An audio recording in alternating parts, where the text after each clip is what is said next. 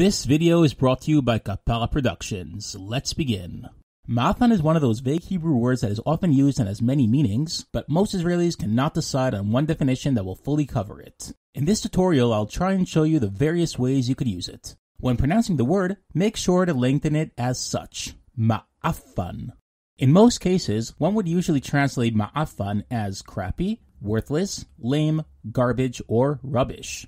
You can use מעפן to describe a person, a place, a thing, a situation, or a general feeling. מעפן is slang and derives from Arabic. Let's look at some examples, shall we? איזה מלון מעפן, אני מצטער שבזבזנו כסף עליו. את חייבת לשמוע איזה יום מעפן היה לי היום במשרד. המסעדה זו מעפנה לאללה. בואי איתי לסרט ים מעפן. Please share this channel with your friends and family. אל תהיו מעפנים בחייאת. Continue watching my other videos to learn more important concepts in Hebrew. Yalla bye!